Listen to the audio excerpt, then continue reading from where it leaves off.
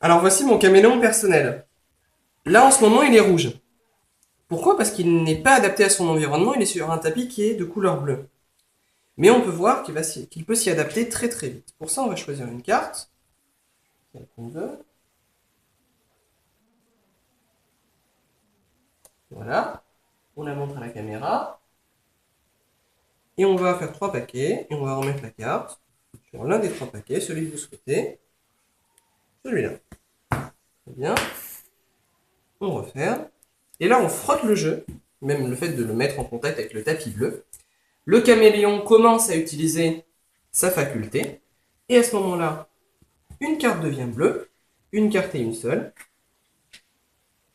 et cette carte, c'est le 3 de carreau, et c'est la carte choisie. À présent, on va remontrer un pouvoir du caméléon, et notamment la diversité des couleurs qu'il peut prendre. En effet, on va rechoisir une carte, donc on va dire stop quand on veut. Stop. Très bien. On montre la carte à la caméra. Voilà, c'est bon. Puis là encore, hein, on remet la carte au milieu. Et là, on va prendre cette fois quelque chose qui me tombe sous la main, sur surligneur vert, et on va le frotter contre le jeu.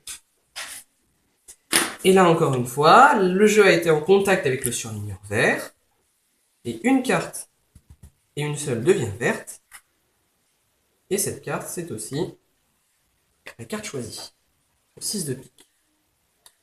On va la laisser ici. Alors, maintenant qu'on a montré deux couleurs que pourrait prendre le caméléon, en réalité il peut en prendre une infinité, on va réaliser une petite expérience scientifique. On va rechoisir une carte, donc on va effeuiller, on dit stop quand on veut. Stop. D'accord. On prend la carte, on la montre à la caméra.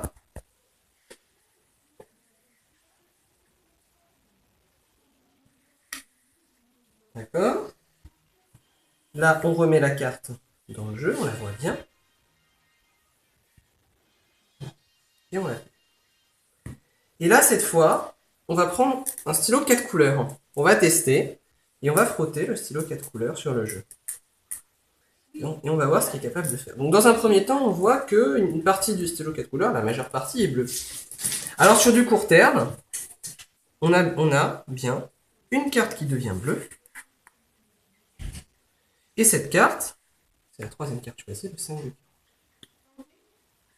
Mais ça, c'était sur du court terme. Après, il y a sur le long terme. Sur le long terme, on attend un peu. Et là, on va le faire même à vue. On a le caméléon. En une fraction de seconde, une carte devient multicolore. Parce qu'on l'a frotté sur un stylo 4 couleurs. Et on a une transformation là ultime du caméléon. On va laisser cette carte de côté, elle n'est plus transformable. Hein. Elle n'est plus transformable, le caméléon a déjà eu son effet. On va reprendre ces deux-là et on va rechoisir deux cartes pour montrer à quel point les transformations sont rapides. On va les faire davantage à vue maintenant. Donc on dit stop quand on veut. Stop. Ici. D'accord. On prend les deux cartes et on va même tous les regarder. Oui, on va même tous les regarder. C'est le 7 de cœur et le 4 de trèfle. Très bien. On va mettre les deux cartes à deux endroits différents du jeu. Voilà. Deux endroits différents du jeu. On va mélanger le paquet. Et à présent,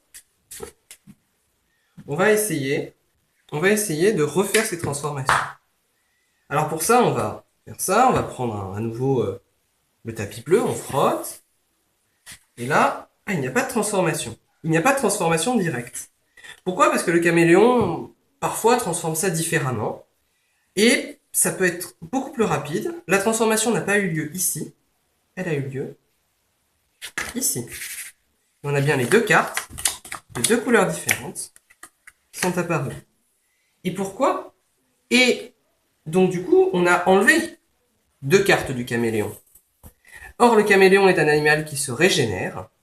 Par conséquent, en attendant un peu, 2 cartes reviennent dans le jeu face en l'air, et ce sont les 2 cartes choisies.